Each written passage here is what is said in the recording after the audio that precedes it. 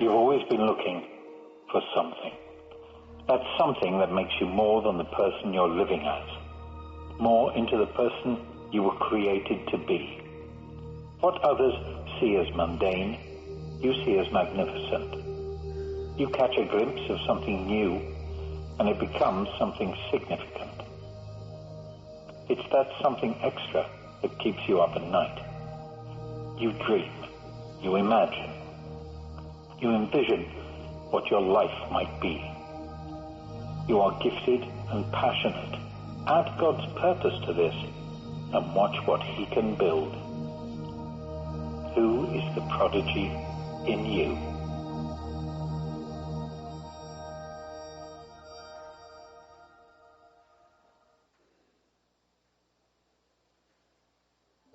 Within our words, an unseen power is set in motion. The tongue is a small thing, but like a tiny spark can set a great forest on fire. Once spoken, our words begin blazing a trail in the hearts and lives of those around us. One kind word can demolish guilt. It can inspire hope. But the same words have also embraced hatred and executed innocence. Once spoken, our words scorch through feelings and emotions on a level that only they can produce. Your words set a chain of events beyond your control, of which you will never know. One word can destroy beliefs, harden hearts, cultivate hatred. But they can also demonstrate faith, display forgiveness, and nurture love. The power of life and death lies in a single word, and we, in the image of God, have this power in one word. Well, today as Jesus continues his startup, he's going to talk about authenticity. And he wanted his community to be really good with words. And there are so many ways we are not good with words. Sometimes, like that last song, we need somebody to encourage us as people pleasers to actually be brave enough to say we're disappointed. Brave enough to say we're sad. Brave enough in a business conversation or a relational conversation to give the last 10% of what's really going on and be brave enough to risk the relationship. Others of us don't have that problem at all. That song is the worst thing we can hear this morning. Oh, they stumble out all the time. Let me tell you, the words are falling out of my mouth way too often. And Jesus wanted his community to really understand and diagnose the connection between the mouth and the heart. I mean, haven't you had regrets? Like, maybe daily, if not weekly? Why did I say that? Why was I so defensive?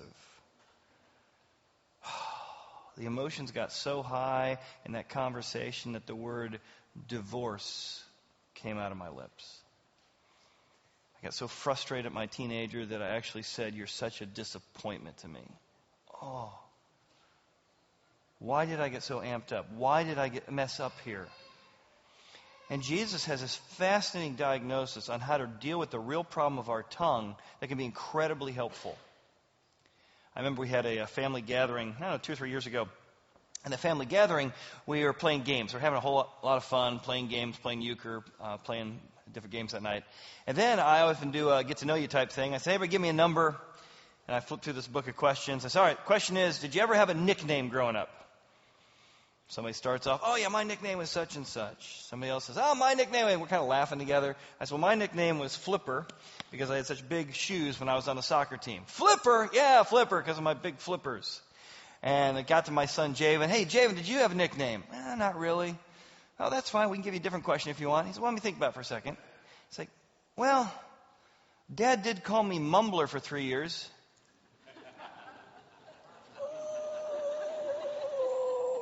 I had totally forgotten. Man, everybody left that day, and I came in his room. I said, "Buddy, let's talk about it. I am so sorry." I said, "Tell me what happened." And then I sort of remembered it. This is like 6 years ago at the time. I was trying to teach Javen how to articulate on the phone when he was like 6 or 7. Alice in Wonderland had just come out, and I remember Johnny Depp in that movie kept saying, "Mumbler, mumbler." So as I was trying to teach Javen how to speak articulately on the phone, I said, "You don't want to be a mumbler." And man, that stuck for a decade. And man, he was so gracious to forgive me and for me to apologize and try and take back an unintentional word that caused damage. But see, we think in general that A mouth problem is a mouth problem. I just need to work harder to control my tongue. I just need to double down on the effort to think about what I'm saying. But Jesus has a fascinating diagnosis that's very different from that. Jesus says that a mouth problem is actually a heart problem. And that change is going to be really, really heart work. You're going to have to change some things in your heart in order to deal with what's coming out of your mouth. It's an internal problem, not an external one. So let me give you a couple of reasons. Because if Jesus is right, our ability to be authentic about what's going on really is going to require us to go deeper into our soul to get to the bottom of the issue.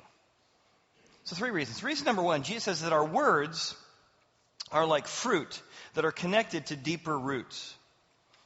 He says, a bad tree, meaning bad root, will produce bad fruit. A good root doesn't produce bad fruit. So if you're seeing good fruit come out of your mouth, it's because you've got a good root. And if you've got bad fruit coming out of your mouth, it's actually because under the surface is where the roots are. You need to not just work harder at controlling your tongue, you actually need to do some digging. And dig down deep and look under the ground as to what is driving your words. Give an example. I've used this example before, but I'll apply it in this situation. There's a part of your brain that holds your emotions. It's actually a very small part of the brain. And so we are, as emotional beings, can only hold so much emotion. Think of this like an emotional cup. At the top of the emotional cup are what comes out of your mouth, your attitudes, your actions, your words. But if you start looking under the surface, the reason I said that, the reason I was so defensive is because I actually felt guilty that I actually had done some of it. I was defensive because I didn't want to admit that I was partially to blame. If we dig a little bit deeper, we say, the reason I said that is because I'm fearful. I got so amped up in that disciplined conversation with my son or daughter because I'm fearful if I don't nip this in the bud, they're going to keep rebelling for the next 20 years. And I brought all of 20 years of energy to bear in this 5-minute conversation. Fear was the root. But if I look under the fear, the reason I got so ticked off is because I feel like, honey, you and I have had this conversation for 10 years, and I'm fearful it's never going to change. And that's why I'm getting increasingly more and more emotional and angry about this, is because I'm fearful that this dance that I don't like is never going to change. But under that fear is anger. Whenever you feel angry, you need to keep digging. Because under anger is often hurt and disappointment. And hurt and disappointment almost always comes from the root of unmet needs. I felt disrespected. I felt unappreciated. I really wanted comfort, and I didn't feel comforted. I felt fixed. And when you get down to the root, you start having a real conversation about what's really driving your behaviors, what's really driving your mouth. And so when you start seeing fruit come out, it's time to start digging down and find some roots. Now, the Bible has an even more deeper explanation than this. The Bible says that there are deeper drives that drive your anger and your fear and your guilt. What's unique about the message of the Bible is the Bible says that when you put the God of grace at the core of your being, if that's the soil you rest in, that soil humbles you because it says everything you do wrong is far worse than you can imagine. So bad that God himself had to come and die for it. Deeply, deeply humbling. Now, how's that practical? When somebody, your spouse, your son, your daughter, a boss, a colleague, brings something to your attention, and you're rooted in the grace of God from the Bible, you get defensive for a second, and then you root yourself in grace and say, you know what? Jesus died for a lot of stuff I did. This might be one of those things. I'm open to criticism because I was humbled by the cross. But also the cross, the main message of the Bible, is that you are fully accepted by God, past, present, future. Not based on what you do, but based on what God did. And if you're rooted in that, then what happens is the conversation you're having is not about your identity. Because I feel acceptable when I perform well, I feel shameful when I perform bad. When that is happening, you're actually rooted in something besides the God of the Bible. You're rooted in your status. You're rooted in your performance. Have you ever brought too much amperage to a parenting moment? I have. You need to look at the roots. And the roots are most always, it's not just about your child's disobedience. It's not just about the employee's poor performance. What does it say about me that my child would do this? Oh. I feel bad about me that I have kids that disobey, and this is looking bad on me. That means you're rooted in status, and your performance as a parent is really the ground you're rooted in, which makes it impossible to parent well, because you're not parenting for what they did wrong and applying discipline accurately. You're punishing them for making you and your reputation and your performance feel bad. If instead you're fully accepted by God, whether you have obedient children or disobedient children, when you have a great quarter or a bad quarter, it brings a peace that you can still discipline, you can still speak truth, but it's not coming from a place of anxiety. Look for the deeper drives within us. And the reason we got to do this hard work, and it's hard work to find the roots, is because words matter. We're often told that sticks and stones can break my bones, but words can never hurt me. But it's not true. Words will stick with you for decades. In fact, they did an experiment. This is a doctor. This experiment's been done over and over and over again. Of the power of words. Positive words to heal and give life. Lack of words and negative words. And look at how they act out, not just in a spiritual sense, not just in a psychological sense. Look how they act out in an actual physical sense in this experiment. Let's watch.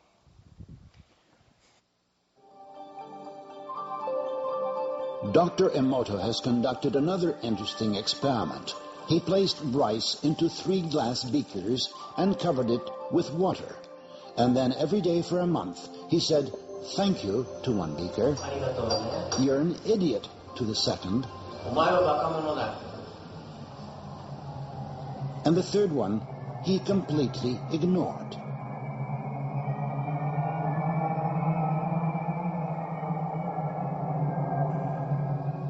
After 1 month, the rice that had been thanked began to ferment, giving off a strong, pleasant aroma.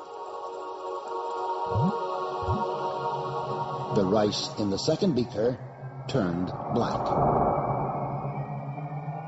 and the rice that was ignored began to rot. Dr. Emoto thinks that this experiment provides an important lesson, especially with regard to how we treat children. We should take care of them, give them attention, and converse with them. Indifference does the greatest harm. So it's a fascinating experience that we are built to have words of life put into us, and not talking doesn't work. Talking negatively doesn't work. And the stakes are so high that we are molding, destroying, corrupting the things we love if we don't learn how to speak words of life. But that's going to require us to do the really hard work of digging down. Now, Jesus gives some more insights here. He goes on and says that words are the currency of what the heart treasures. So when you see words coming out, it's currency that allows you to track back not just to the root, but to what you really treasure.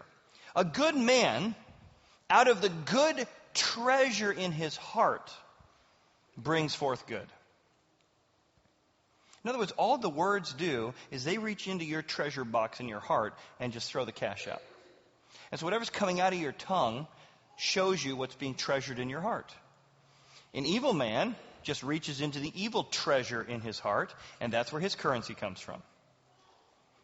Now, Jesus, again, is a Jewish rabbi, and he's speaking here about a phrase that's only used one other time in the Bible. The book of Deuteronomy, a series of sermons given by Moses, when Moses says, when you serve God, when he's the core of what you treasure, his grace, his forgiveness, his identity, it's out of his, not your good works, his good works, out of his good treasure, you're able to speak to others. You're able to understand and live life. Let me play out and show you how this gets real practical. So of the many areas that I lose control of my tongue, of many areas that I say things I don't want to say, certainly having a son, 8.5 years old, with autism is infuriating. It is like the stress and the gauntlet and it can't be almost described what the challenge is. So a lot of things come into my head, and many of them come out of my mouth. And here I am sometimes yelling at, being frustrated by a child who doesn't even know that I'm mad, actually, let alone know they did anything wrong. So I could say, hey, I ought to just realize autism's tough and get used to it. Or I could say, hey, I need to work hard to control my tongue. And all those are true. But they don't go deep enough to the real problem. See, Jesus is saying, Chad, why are you so mad at this thing and not something else? Why does this frustrate you more than something else? What are you really treasuring? So sometimes I pull out a journal, sometimes I'm praying, but what I'm really doing is going on a treasure hunt. And some of the things I treasure that work really well for me in my life, really well for me in my business, I treasure productivity. I treasure going fast. I treasure being efficient. Those are good things, not bad things, right? But when those are my highest treasures, and I get put in a situation with somebody who's inefficiently serving me at a restaurant, inefficiently driving in the fast lane, 7 years of potty training and he's still not potty trained, productivity. The anger, the frustration that comes out of me is much higher. Why? Because I'm not treasuring the ministry of presence, being with my son, guiding him no matter what pace he goes at. I don't treasure that as much as productivity. I don't treasure really training my son and daughter of why it's okay to make mistakes and how to operate grace within that. No, I treasure my reputation. If people find out you did this, they'll know that I'm not the kind of parent I should be. And that's why Jesus' diagnosis here is so fascinating, is because it helps you go much deeper into your heart. What's the real treasure that's driving this? And when we began our church, we felt like the Bible had such a unique diagnosis of the problem and solution that what God treasured was called the gospel. And the gospel was the power to change people, more than just more of your own good efforts. And so because we treasured that, Jesus said right before he left earth, again, we believe that, even if you don't, but we believe he came to earth, and then he left. And we believe he said that the church should be about creating environments for people to explore who don't believe the way you do, and creating environments for people to be discipled or be equipped in understanding what it means to live like a Christ follower. So out of what God treasured, we have been so impacted by that message.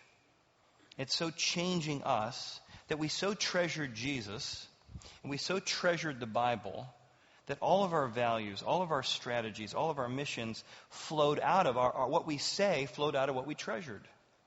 And because God treasured people and service, we said one of our values is everybody helps out. Because God treasures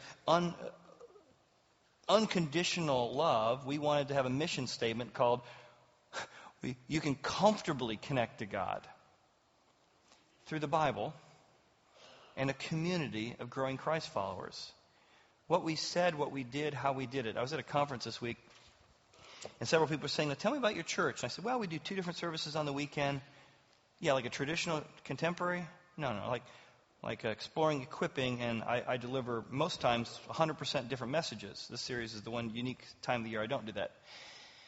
And I said, we have 2 different bands, totally different music. One, we do communion and prayer and singing together. You stand up and you sing and you worship. And the other one, you can sit down. It's mostly music you'd hear on the radio that bring up spiritual themes. We have 2 different bands and 2 different production sheets. And every one of the pastors listened to me like, why would you do that? That sounds like a lot of work. That sounds like a lot of effort. That sounds like a lot of capital. Why would you put that much effort in? Literally, I think we're the only church in the country who has the model we do. I said, because we so treasure the idea that we're yours to explore. And you might come in the door and say, listen, if I come to a church where people make me stand up and sing, I don't like that. I'm not coming back, and that's not going to help me grow spiritually. I want to come and sit and sort of take it in. I don't want to stand up. I'm not ready for communion. I'm not ready to see people raising their hands because that's weird. Other of you would say, well, we come to the exploring service, and when do we take communion? When do we get to stand up and sing those great songs of faith? And I say every week.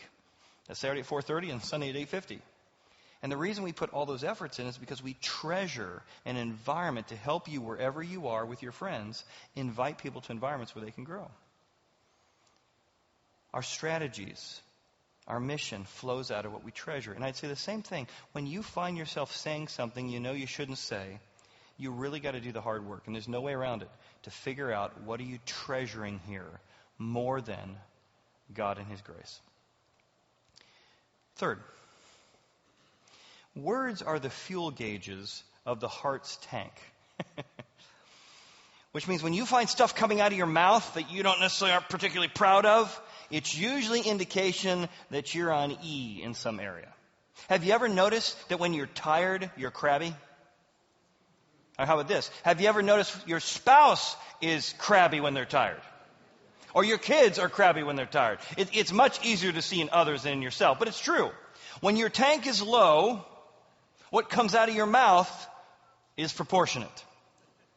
And Jesus says, it's out of the abundance of the heart, the mouth speaks. And when you have abundance in your heart, abundance comes out of your mouth. When you have scarcity in your mouth, you probably have scarcity in your heart. Again, referencing that passage in Deuteronomy, when you're really serving God, understanding the grace of God in your life, you understand that everything you have comes from His abundance. So if that's true, then let me tell you again the main message of the Bible and why it's an engine to your words. The Bible says when words start coming out of your mouth, start indicating you may not be operating out of abundance, you need to again step back and reflect on what God's done for you. Let's take patience, for example. How patient has God been with you? Think about your last 20, 30, 40 years. All the dumb things you've done, the dumb things you've thought, the times you abandoned Him, ignored Him, questioned Him. And you pull out your list of the things that God's patient with you on, if you look mine, and you start reflecting on, oh my goodness, God has been so patient with me. And as you reflect on that, your heart gets filled up with, wow, God's been very, very patient with me. And your tank gets filled up when you begin to reflect on His patience with you. Then, when you have a son or daughter or spouse or boss or colleague that's not particularly worthy of patience, nobody's ever worthy of patience, by the way. You don't go, I think they're finally worth me being patient. That hardly ever happens. Instead, you go, because God's been so patient with me and I'm so filled up with His patience, I'll extend the overflow of that to somebody else. When you recognize God's forgiven you so much, then you can go and forgive somebody else. Do they deserve to be forgiven? Of course not. They don't deserve to be forgiven. But because you're filled up with God's forgiveness, out of the abundance of that, you can forgive. God's mercy, not giving you what you deserve. And when you're tempted to give somebody what they deserve and tell it how it is and put them in their place, you're reminded that God didn't always put you in your place and didn't give you what you deserved. And out of the mercy-filled up tank of God, you're able to go and do that for others. That's your spiritual tanks, your emotional tanks. It's even your physical tanks. I did a series a couple of years ago about Elijah, who's a prophet who went through a very severe depression. It's like a 4-week series on depression, if you're interested. It's called Playing with Fire on our website. He's very, very depressed. He's sitting in a cave. He comes out, and an angel says, God has a word for you, Elijah. You're depressed. You're worn out. You're thinking bad thoughts. Here's what you need. What do I need? The angel says, you need a nap. Gives him a nap. He wakes up. Angel says, God's got a word for you, Elijah. Time for another nap. Because when your physical tanks are low, what comes out of your mouth isn't coming out of abundance. Then God makes him a cake. It's a fascinating passage in 1 Kings 18 where God makes him a cake. God is great. Makes him a chocolate cake. He has this cake. He's getting his physical tanks filled. And his friendship tanks are low. So God brings him a buddy called Elisha and fills him up. How are your spiritual tanks? How are your emotional tanks? How are your physical tanks these days? Are you filling them up? See, a mouth problem is really a heart problem. And change is going to require some really heart work. So let's reflect back on these 3 aspects of Jesus and how we can apply it. How do we do the really heart work we need to see this as an inside problem, not an external problem? First, check your emotions. Check the roots. When you find a disproportionate amount of energy coming to a situation that it's worth a response, but not as much as I'm giving, go check. What's driving this? Anger? Fear? Status? Performance? My need for pleasure? My need for power? Again, it's much easier to see this in your spouse than in you, in your kids than in you, in your parents than you. Here's an example. Friends are coming over. Family's coming to visit. And it's time to clean the house. And so you're getting yelled at for the pace at which you're cleaning, the quality at which you're cleaning. And you're like, why is this such a big deal? And your spouse says, I have the gift of hospitality, and we got to invite people over so they feel welcome. Wow, does the gift of hospitality apply to me? And you can see that cleaning is important, but the amount of emotion related to this seems out of proportion. Why? Because you know that what's really driving this is your mom is going to check the dust, and I'm going to be evaluating whether I'm worthy of being your spouse based on what happens when people walk in the door. Or if they're not doing it to me, I'm doing it to myself. If I don't clean well enough because of what happened in my past, good or bad, I define my worth based on how clean the house is. When you're so stressed out your kid's disobedience, check your emotions. Are you fearful? I often will parent my kids differently. When I see my weaknesses in them, I put a whole lot more emotion. It's like I'm trying to fix myself. Or if I see my spouse's weaknesses in them, I'm really doubling down on, you really got to fix this. It drives me crazy. I'm trying to help your future spouse here. Oh man, this is not really loving here, is it? This is me punishing myself. So when you see emotions that are out of proportion to the situation, which is hard to see, by the way. Everybody around you can see it, but you can't. You got to check the roots. Secondly, your inputs. Check your tanks. How filled up are those physical, emotional, and spiritual tanks? And I tell you, the greatest problem in America today is that we don't leave enough space and margin and rest to keep our tanks full. Like an engine, God designed your body, your heart, to operate on a mixture of gas and air. You try and run your car and you shut down the air and just put gas in it. You cannot run the engine without a mixture of gas and air. You need that margin. The oil tank, you can't fill the oil tank all the way up. It needs the air in there to circulate. My dad was selling a mini bike when he was like, 14, 15, 16. And this thing ran really great. And he couldn't wait to make the sale. So he's kind of polishing it up, washing it up to get the most amount of money out of it. The buyer was on his way, and a buddy came over from next door. He said, hey, I'm just finishing this thing up. I'm going to sell this thing today. Could you help me? Sure. I just swapped out the oil, drained it. Could you fill it back up? And I'm going to go and put on a new gas tank. So he does that. My dad goes over to the garage, gets whatever he needed, puts it on the mini bike. Did you get the oil? Got it. Locked it all down. The buyer shows up. Gets on the mini bike. Takes it for a drive. Oil starts coming out of the engine everywhere. It's getting all over his clothes, getting all over the engine, coming out everywhere. So how was the run? Guy's covered in oil.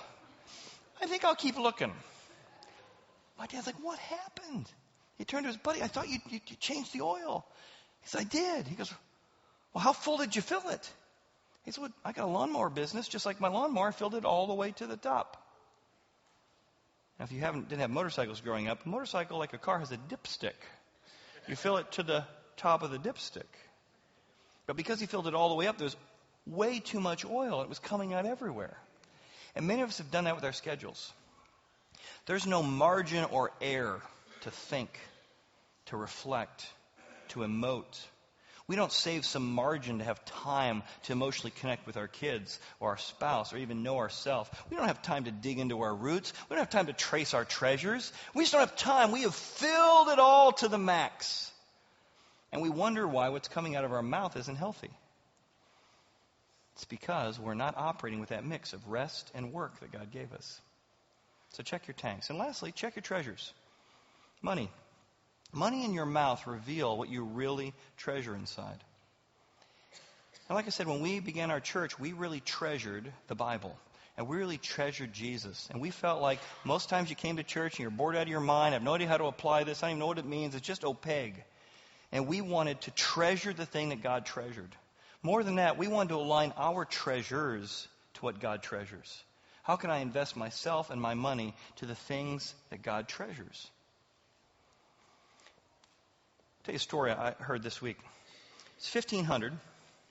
A man named William Tyndale was a scholar, and there was no such thing as an English translated Bible. None. He felt like he, if he'd given enough time, could translate the Bible, something that God treasured, His Word, into English for the first time in history. The problem is, the religious leaders of the day in 1500 did not want everybody having a copy of the Bible. Worse than that, there was a new technology that had just been invented called the Gutenberg Press that was going to allow a translation to be mass-produced to the world. And they were trying to kill Tyndale.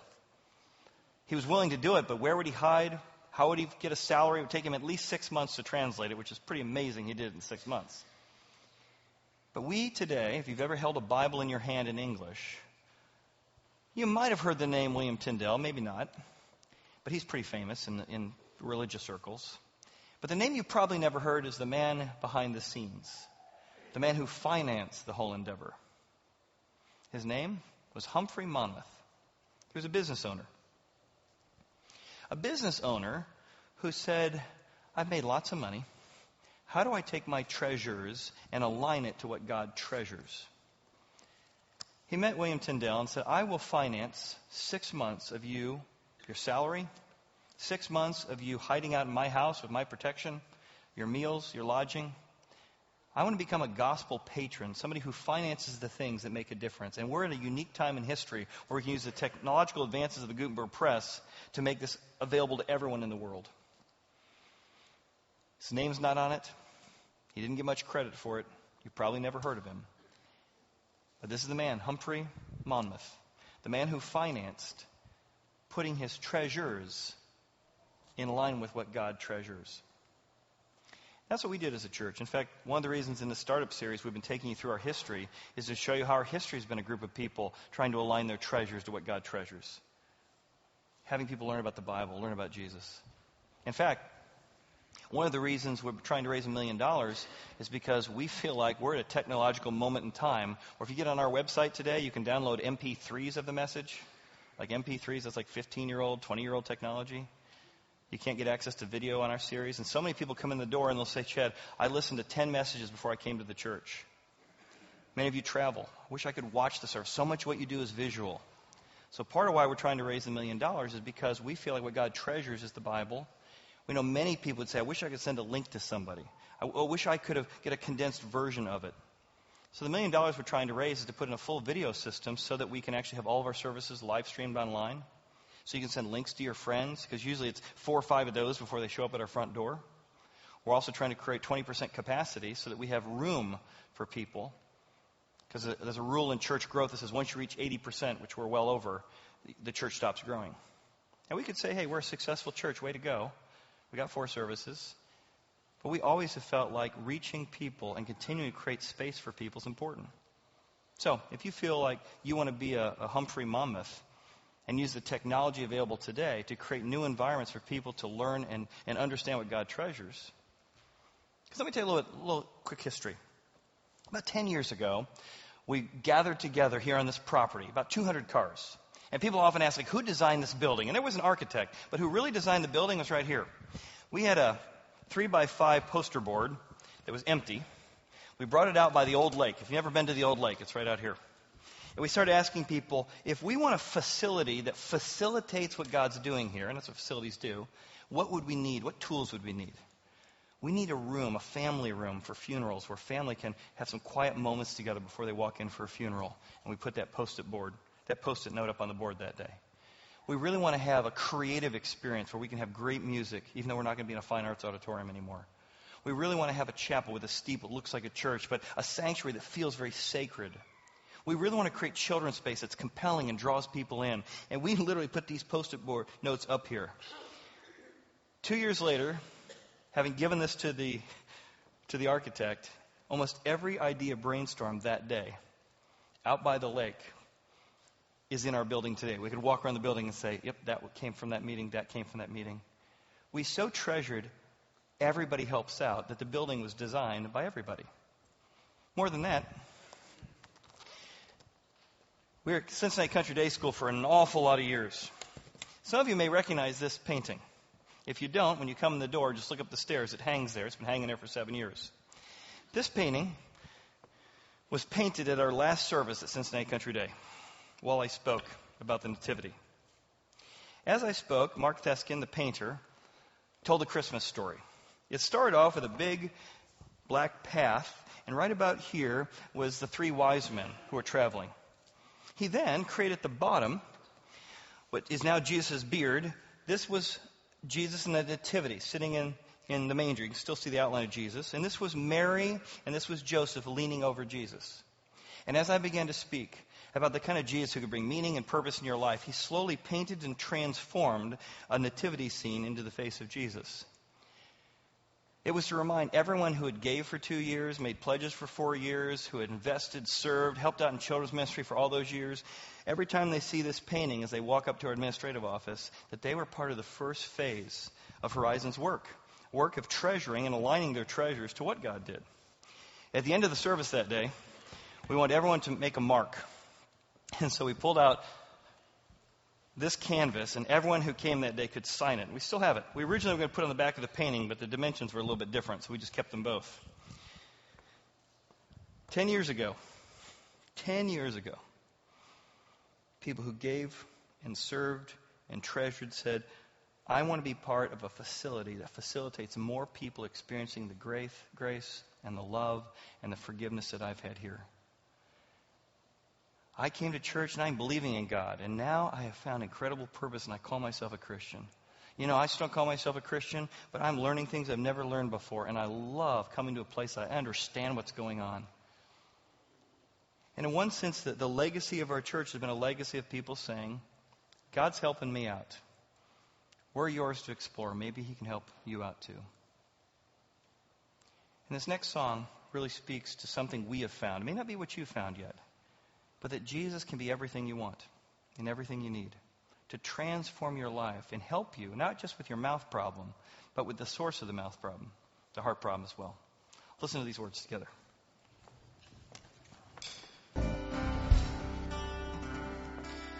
Maybe you would say, hey, I've heard about Jesus, but I'm not sure I've ever really received him in my life. I do need somebody who can say stuff at the right time to take control of my life, because I'm not saying stuff at the right time. Or maybe you'd call yourself a Christian, but something has taken over the root of your life, your status, your performance, your appearance, and it's been driving what you say. Let me just lead us in a prayer and just ask God to take control, not of your mouth, to take control of your heart.